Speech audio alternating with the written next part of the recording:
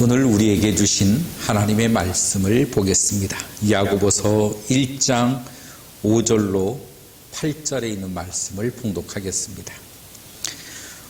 너희 중에 누구든지 지혜가 부족하거든 모든 사람에게 후히 주시고 꾸짖지 아니하시는 하나님께 구하라. 그리하면 주시리라. 오직 믿음으로 구하고 조금도 의심하지 말라.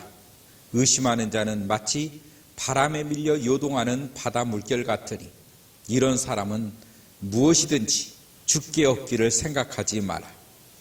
두 마음을 품어 모든 일에 정함이 없는 자로다. 아멘. 너희 중에 누구든지 지혜가 부족하거든 모든 사람에게 후히 주시고 꾸짖지 아니하시는 하나님께 구하라. 이렇게 말씀하고 있습니다. 하나님께 구하라. 지혜가 부족하거든이라고 하는 것은 내가 알지 못하면 내가 할 수 없거든, 내게 능력이 없거든 후히 주시고 후히 주신다, 꾸짖지 아니하신다. 그 하나님께 구하라고 하는 것입니다. 먼저는 구해라. 우리가 신앙생활을 하면서 우리가 가장 먼저 알아야 되는 것은, 또 배워야 되는 것은 하나님을 의지하는 법입니다.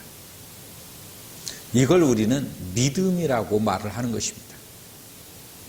그러므로 믿음 가운데에는 반드시 기도가 동반되어질 수밖에 없지요. 왜냐하면 내가 그분을 의지하고 있기 때문인 것입니다.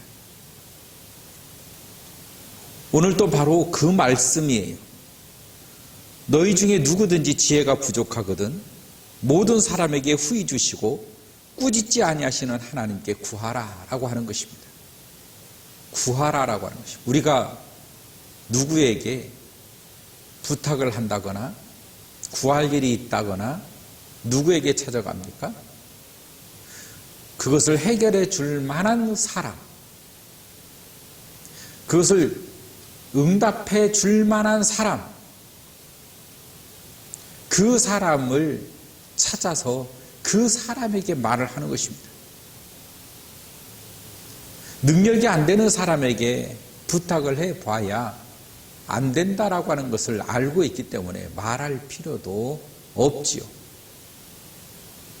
가령 제가 집을 사야 하는데 3억이 필요하다고 하십시다. 이 3억을 내가 빌리고자 하는데 아이들에게 말을 한다고 해서 3억이 마련이 되겠습니까? 아니면 지금 현재도 어려운 사람인데 그 사람에게 3억을 말한다고 한들 되겠습니까? 그래서 우리는 은행에 찾아가는 것입니다. 왜냐하면 은행에서 대출을 통해서라든지 신용을 통해서라든지 우리가 빌릴 수 있기 때문인 것입니다. 충분히 나에게 내가 부탁을 하면 내 담보를 통하여 빌려줄 수 있는 능력이 있는 것이라고 하는 것을 알기 때문에, 그걸 믿기 때문에 우리는 그것을 찾아가는 것입니다. 믿음이라고 하는 것 속에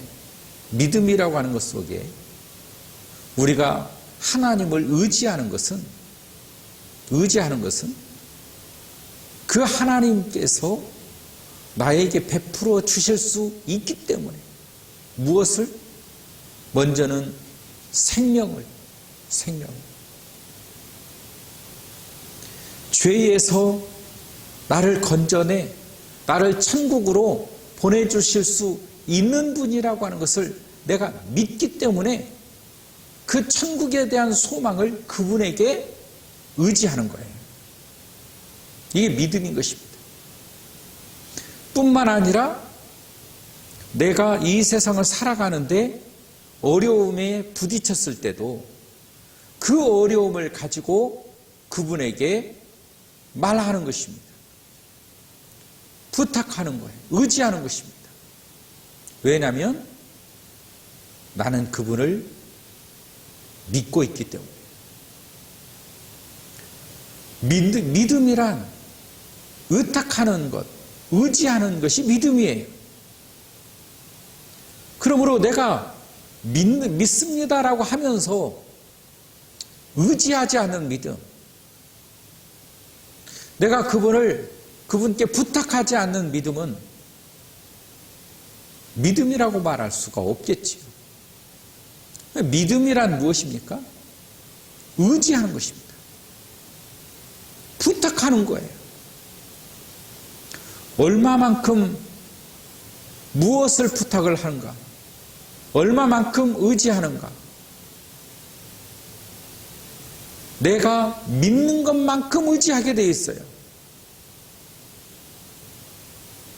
내가 믿는 것만큼 의지하게 되어 있다. 그러니까 우리의 기도도 역시 마찬가지. 내가 믿는 것만큼 주님 앞에 기도하게 되어 있습니다. 내가 믿는 그 믿음이, 문제 해결의 믿음이 다른 사람에게 있으면 먼저 그 사람에게 쫓아가고 그 사람에게 부탁을 하겠지요.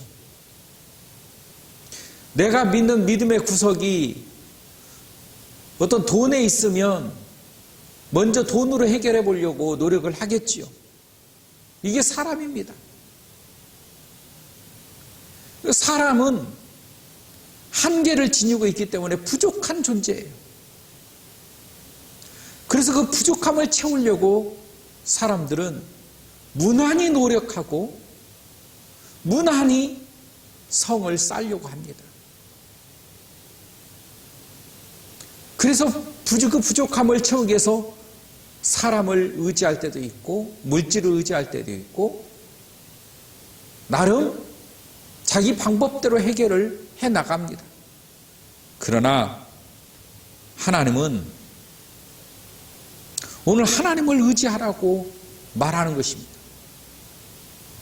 그 하나님의 존재, 그 하나님을 계속해서 우리들에게 알려주시면서 충분히 나의 어려움을 그분이 해결해 줄 수 있는 분임을 말씀하고 계시고, 그런 그 주님과 지속적인 관계를 유지하고 싶어 한다라고 하는 것이 바로 이 성경의 메시지인 것입니다. 저는 여러분들이 고민도 있고 근심도 있을 수 있습니다. 어려움도 있습니다. 걱정도 있지요. 우리는 그래서 외롭습니다. 우리는 그래서 그 누구에겐가라도 나의 고민을 털어놓고 싶어 합니다. 바로 그분이 주님이 되고 싶어 하신다라고 하는 거예요. 주님이 여러분과 깊은 나눔을 갖고 싶어 하는 것입니다. 대화를 하고 싶어 하는 것입니다. 여러분의 그 깊은 속사정을 듣고 싶어 하시는 것입니다. 진솔하게 내려놓고 말씀하고 싶은 거예요. 왜냐하면 그런 관계가 신뢰관계 때문에 그렇습니다. 그런 관계가 믿음의 관계이기 때문에 그렇습니다. 우리가 나이가 적을 때나 나이가 많을 때나 본인이 힘들고 어려워지면 엄마를 찾는다고 해요. 내 마음의 고향이기도 하고 내 생존에 또 내지는 나의 태어난 고향이기도 한 게 엄마라고 하는 것입니다. 그래서 그 엄마한테 자기의 고민을 말을 하고 어려움을 토로하고 또 어떤 사람은 도와달라고 그런 말들도 한답니다. 왜 그럴까요? 그 믿음의 관계가 형성이 되어 있기 때문에 그런 것입니다. 부모라고 하는 부분, 자식이라고 하는 부분, 그 사이에는 끊을 수 없는 믿음의 관계가 형성이 되어 있어서 힘들고 어려울 때 부모들을 찾아가는 것입니다. 우리의 삶 속에서 정말 나의 동반자 되시고 정말 나의 상담자 되시고 나의 보호자 되시는 분이 우리 하나님이라고 하는 이 사실, 정말 우리는 기억하셔서 그분에게 도움을 구하고 정말 그분을 의지하는 그런 믿음의 사람이 될 수 있기를 주의 이름으로 축원합니다. 그래서 우리가 살아가는데 그런 도움을 하나하나 내가 경험하고 쌓아갈 때 믿음이 더 확신이 되어지고 믿음이 더 굳건해지는 것이거든요. 내가 주님 앞에 부탁을 하고 주님이 그것을 들어주셔서 문제가 해결되는 것을 경험한다면 우리는 우리 스스로 문제를 해결해 보려고 이리저리 뛰어다니지 않습니다. 그 다음에도 또 주님 앞에 부탁하겠죠. 주님, 이번에도 또 이런 어려움들이 생겼습니다. 주님, 이런 어려움을 해결해 주세요. 간곡히 부탁합니다. 주님께서 그 일을 또 해결해 주십니다. 그 다음에 이 사람은 또 누구를 찾아가겠습니까? 또 주님께 오는 것입니다. 왜냐하면 그 경험이 있기 때문에. 경험이 있기 때문에. 야생에 사는 동물들도 먹이를 한번 주면 계속 그 사람을 따라다니고 계속 사람들을 바라보게 되어 있습니다. 우리 그런 경험들 많잖아요. 어떤 물가에 가서 거기에 금붕어가 많습니다. 내가 먹이를 주려고도 안 해도 사람이 가면 금붕어들이 막 몰려옵니다. 왜냐하면 먹이를 줄까 봐. 그건 경험이 있거든요. 경험을 가지고 오는 거예요. 비둘기가 있습니다. 뭔가 모래만 확 뿌려도 비둘기들이 확 달라듭니다. 왜 그렇습니까? 먹이를 먹어봤던 경험을 가지고 있기 때문에 그 비둘기들도 몰려드는 거예요.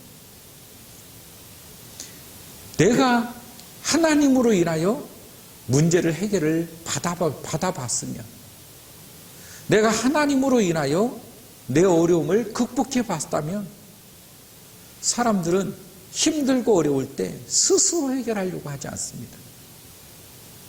그 경험을 삼아 또다시 하나님께 나가는 것입니다. 또 하나님께 구하는 것입니다. 또 하나님을 의지하는 것입니다. 이게 바로 신뢰의 관계고 의지의 관계거든요. 후히 주시고 꾸짖지 아니하시는 하나님께 구하라. 그렇게 하면 주시리라. 주시리라. 그리하면 주시리라. 우리 삶 속에서 이런 하나님을 경험해야 되는 것입니다. 우리 주님도 이런 관계가 되시기를 원하는 거예요. 정말 2024년 한 해는 그 무엇보다도 하나님의 경험을 내 삶 속에 체험하고 내 삶 속에 흔적으로 남길 수 있는 그런 한 해가 되어질 수 있기를 주의 이름으로 축원합니다. 하나님을 내 몸으로, 내 인생으로 경험을 할 때 내 인생이 하나님을 증거하는 증인의 모습, 증인의 삶이 바로 그 자체인 것입니다. 하나님은 나를 통해서 역사하는 것입니다. 우리가 여기 있다 저기 있다 갈 필요 없어요. 왜냐하면 하나님은 나 자신을 통하여 역사하시기 때문인 것입니다. 나를 통하여 주님은 내 인생에 개입하시기를 원하시는 거예요. 다른 사람을 통하여가 아니라 나를 통하여요. 나를 통하여.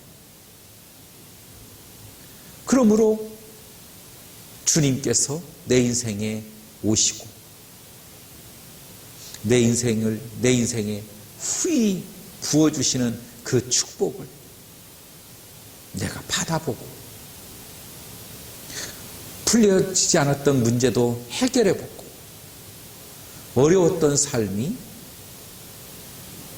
이제 끝나는 그러한 관계, 그런 경험, 그런 체험들이 우리로 기쁘게 하고 그걸 주신 그 하나님 앞에 저절로 영광을 돌리게 하신다는 것입니다.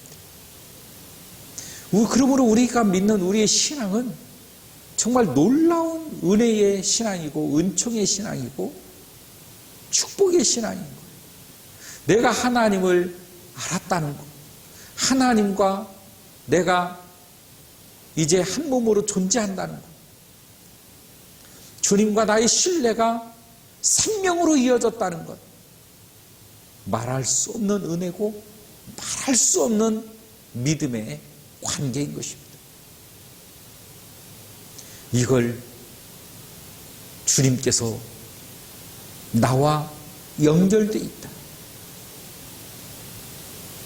그러므로 나의 인생이 이제부터는 두려움이 없고 걱정이 없고 이제 나의 인생에 그 주님으로 인하여 내 인생이 폈다. 이게 축복이구나. 여러분, 2024년 한 해는 정말 주님을 많이 의지하시기를 주의 이름으로 축원합니다. 많이 구하시기를 주의 이름으로 축원합니다.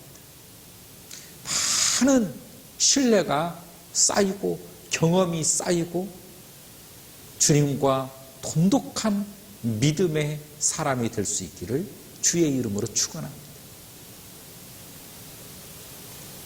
사람은 한계가 있기 때문에 인간은 내가 배운 것, 내가 들은 것, 내가 경험한 것, 이런 이 한계 속에서 하나님을 바라보려고 하기 때문에 하나님이 이해가 되지 않을 때도 많습니다. 그래서 이해가 되지 않는다고 하나님을 못 믿겠다라고 하는 사람들도 있어요. 왜 하나님께서 이해가 되지 않느냐? 차원이 다르기 때문에. 우리의 지식과 하나님의 지식의 차원은 상상을 할 수 없는 존재예요.